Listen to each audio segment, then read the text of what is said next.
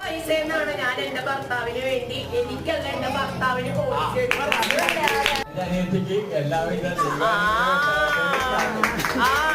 നീണ്ട 25 വർഷക്കാലം കൊണ്ട് ഒരു നല്ല രീതിയിൽ കണ്ട് ആരുടെ സഹായം ഇല്ലാതെ ഈ ഒരു സ്റ്റേജിലെത്താൻ സാധിച്ചത് വലിയ തനിച്ചുള്ള ഒറ്റ പ്രയത്നം കൊണ്ട് മാത്രമാണ് ബിരിയാണി ഈ നിലയിൽ.